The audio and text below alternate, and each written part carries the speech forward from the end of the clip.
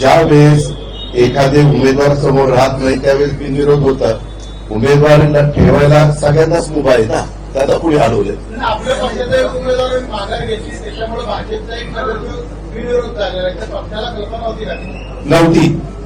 मग काय कारवाई वगैरे नोटीस दिलेली आहे. 15 तारखेच्या नंतर कारवाई करतो. राष्ट्रवादी ही निवडणुकांना अशा टप्प्यात सामोरं झालं जातं ज्यावेळी तुमचं पुत्रावरती दुपट्टा होण्याचा आरोप झाला आहे. सामोरं जात आहे पुणे तुमचा व्यक्तीचाच अशा वेळी तुम्ही बाकीचे मुद्दे सांगताय तुमची इमेज अहो बरोबर आहे ना. आता बहुतेकांना कळलेलं तिथं व्यवहारच झालेला नाहीये ना. व्यवहार ती जागा विकताही येत नाही, घेताही येत नाही, त्याचा कागदच होत नाही. हे तर सिद्ध झाले सरकारची जागा आहे. त्याच्यामध्ये फसवणूक झालेली, त्याच्याबद्दलची चौकशी होऊन काय फसवणूक झाली का, कोणी मुद्दाम केलंय का, आणखी काय केलंय ते त्या ठिकाणी होईल. त्याची जशी चौकशी झाली तसं जय जिनेंद्रच्या बाबतीमध्ये देखील तुम्हाला माहिती काय झालंय ते.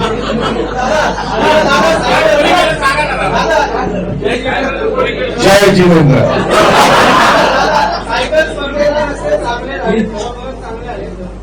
आभारी आहे, आभारी आहे. महापालिकेने 75 किलोमीटरचे रस्ते केले. पुणे महापालिकेच्या ते फक्त 132 कोटी खर्च झाला आणि 3 वर्षात 402 कोटी खर्च होऊन खड्डे होते. भ्रष्टाचार झाला की त्याला आपण मी त्यावेळेस हे जे त्यावेळेस जागतिक स्तरावरच्या स्पर्धा होत असताना आमच्या मुख्यमंत्र्यांचा त्यांना पंतप्रधान महोदयांना बोलवण्याचा प्रयत्न आहे. कारण जागतिक स्पर्धा आहे, त्या जागतिक लेवलची सायकल स्पर्धा आहे. त्यावेळेस आमच्या लक्षात आलं की जो रूट ठरवलेला आहे तो आपल्या पुण्याच्या ग्रामीण भागातल्या मुळशी, मावळ, भोर अशा वेगवेगळ्या भागातनं तो पुरंदर, बारामती अशा वेगवेगळ्या भागातनं तो रूट आहे, दोन्ही शहरं. त्यावेळेस आमच्या लक्षात आलं की आता हे वॉर फुटिंगवर करावं लागेल. त्यावेळेस सीएम साहेबांनी आम्ही ठरवलं एकत्रपणे पुणे कॉर्पोरेशनचं पुणे करायचं, पिंपरी चिंचवड कॉर्पोरेशनचं पिंपरी चिंचवड करायचं आणि बाकीचं जे त्याला पीडब्ल्यूडी निधी द्यायचा. आणि मग तो मान्यता मी घेतल्यावर सीएम साहेबांना सांगितलं की ह्याच्यामध्ये राहणे म्हणून एक नवीन चीफ इंजिनियर आलेले, त्यांना सांगितलं की ह्याच्यामध्ये कुठेही गडबड होऊन देऊ नका. इतक्या बेस्ट क्वालिटीचे रस्ते आपण सगळे मिळून करू. इथं अजिबात कुठला राजकीय हस्तक्षेप मी होऊन देणार नाही. मी राजकीय हस्तक्षेप होऊन देणार नाही. तुम्हाला रितसर जे काही तुमच्या नियमाने असेल ते टेंडर प्रोसिजर राबवा आणि तुम्हाला जे उत्तम ज्यांच्याकडे रेडी मिक्सर प्लांट मिक्सर ते असेल त्यांना तुम्ही द्या. आणि ज्यांची क्वालिटी चांगली आहे त्यांनी तसं दिलं. मुभा दिल्यानंतर काय झालं हे आपण बघा. रेट पण व्यवस्थित. त्याच्यामध्ये दोन्ही गोष्टी झाल्या, अनास्था पण झाली, रिंग पण झाली. क्वालिफिकेशनच्या करता काही अशा अटी टाकल्या गेल्या की ज्याला मला काम द्यायचंय त्यालाच कसं काम मिळेल, अशा गोष्टी झालेल्या.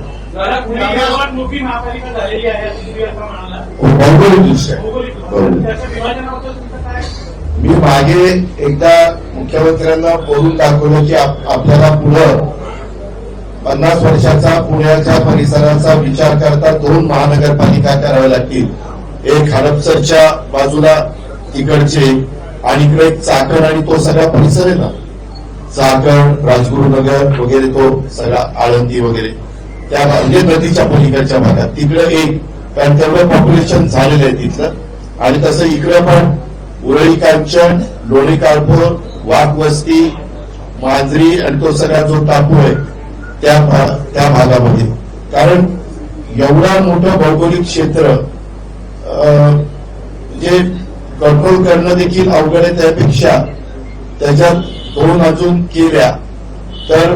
आणि मी काही अधिकाऱ्यांना सांगितलेलं आहे की पुढच्या 5-10 वर्षांनी कधी असं वाटेल त्यावेळेस साधारण त्याची तयारी आधी करावी लागते युबी अर्बन डेव्हलपमेंट डिपार्टमेंटला. तशा प्रकारच्या सूचना मी संबंधित वरिष्ठ अधिकाऱ्यांना दिलेल्या.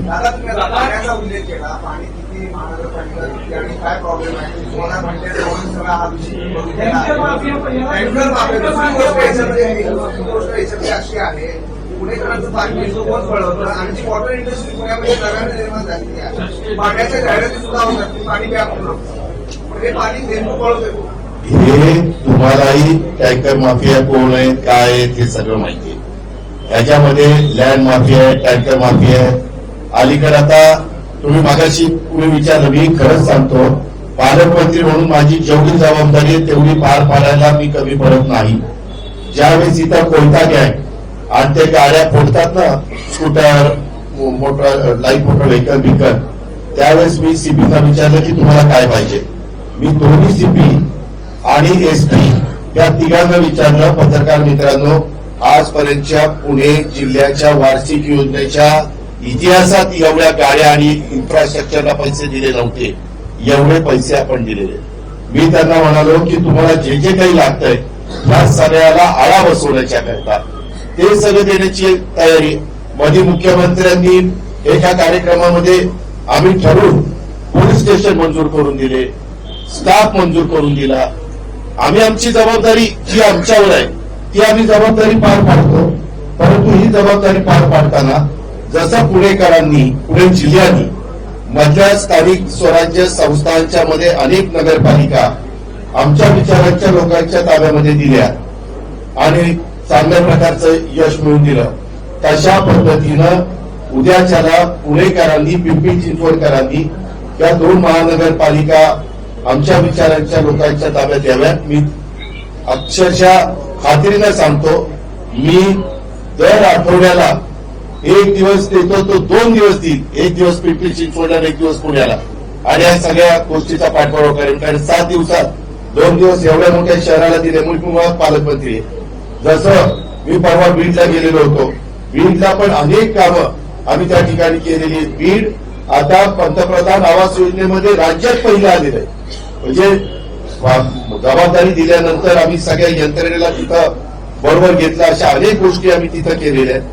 तशा पद्धतीनं आपल्याला इथं पण करायच्या, पण त्याकरता पीएमसी आणि पीसीएमसी हे आम्ही जे काही युती केलेली आहे त्या लोकांच्या हातामध्ये, त्या आमच्या नगरसेवकांच्या हातामध्ये द्यावी. बरं, आम्ही उमेदवार पण काही नवे चेहरे दिलेले आहेत, काही अनुभवी दिलेले आहेत. एवढी मोठी महानगरपालिका चालवण्याच्या करता अनुभवी लोक लागतात. तुम्ही जर माझं पॅनल बघितलं तर पॅनलमध्ये तुम्हाला तसे अनुभवी लोक निश्चितपणे पाहायला मिळतील, हे मी दाव्याने तुम्हाला सगळ्यांना सांगतो. शिंदे शहरामध्ये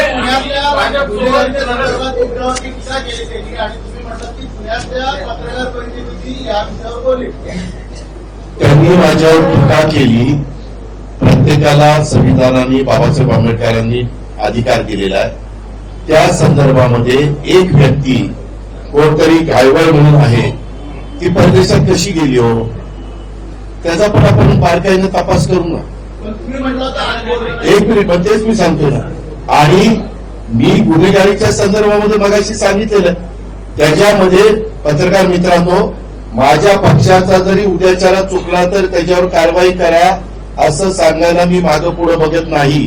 मी जाहीर भाषणात सांगतो की ज्यांना कॉन्ट्रॅक्ट घ्यायची त्यांनी कॉन्ट्रॅक्टर बना, आणि ज्यांना लोकप्रतिनिधी, नगरसेवक, नगरसेविका किंवा स्थानिक स्वराज्य संस्थांमध्ये यायचंय त्यांनी तिथं ते कारभार करा, कारण त्याच्यातनं चांगलं काम आपल्याला करता येतं. माझं कालही तेच मत होतं, आजही आणि उद्याही राहणार.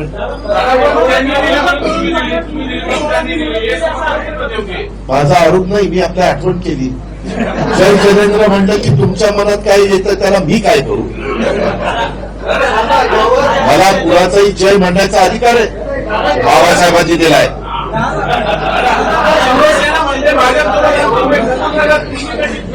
कुणाची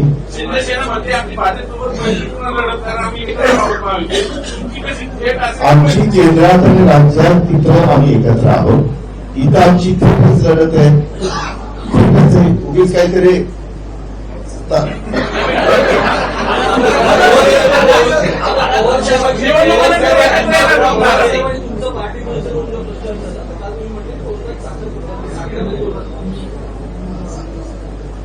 साखर तर माझ्याकडे आणून द्या, लगेच तोंडात टाकतो.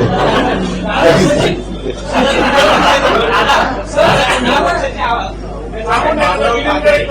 बाबुराव ठाकरे यांच्याकडून गुन्हा दाखल झालेला आहे. मतदारांना याचा घेऊन आमिष दाखवलं जातं.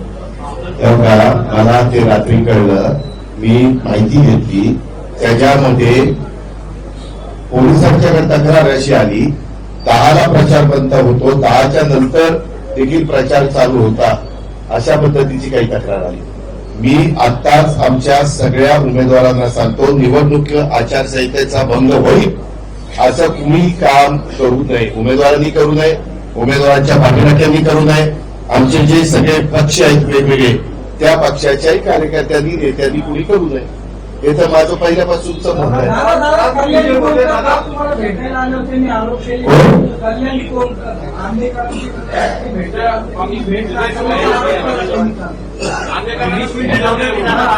मला काय मी माझ्याकडे आलेल्या सगळ्यांना भेटतो. मी कशाला तर कुणाला नाही भेटणार. अहो आता किती वाजता आले होते? दुपारी मी नव्हतोच येत.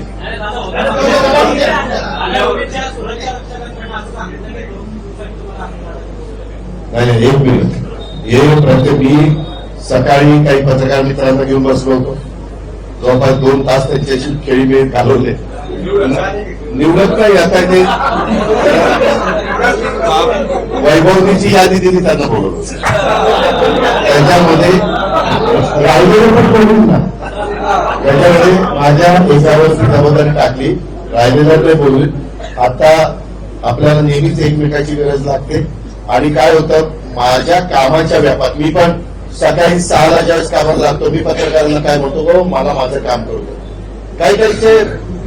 काही कामात रमतात, काही पत्रकारांच्या मध्ये गप्पा मारण्यात रमतात, काही आणखीन काही मध्ये रमतात. आता काय प्रत्येकाचं वेगवेगळे. पण मला कुणाचा अनादर करायचा नाही. त्यांचा गैरसमज झालेला असेल तर मी उद्या पण माझे बरेच कार्यक्रम सकाळी 7 वाजल्यापासून आहेत. त्याच्यामुळं मी त्यांना भेटीन, काय त्यांचं म्हणणं आहे ते जाणून घेईन. कारण मी शेवटी लोकप्रतिनिधी आहे, पालकमंत्री आहे. प्रत्येकाचं म्हणणं जाणून घेणं माझं कर्तव्य आहे. अरे बाबा, कसं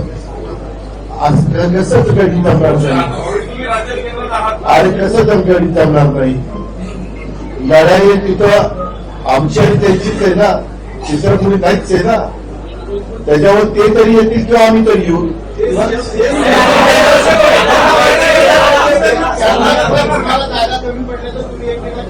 अरे ना, याचा प्रश्नच येणार नाही. 165 आहे ना, 165 म्हणजे आज परिस्थिती जर बघितली तर फाईट कुणात आहे? पत्रकार मित्रांनो तुम्ही सांगा.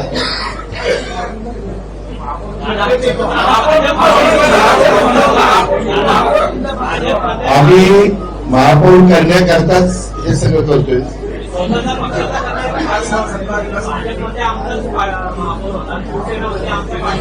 आम्ही म्हणतो आम्ही आमचाच महापौर काय म्हणतो.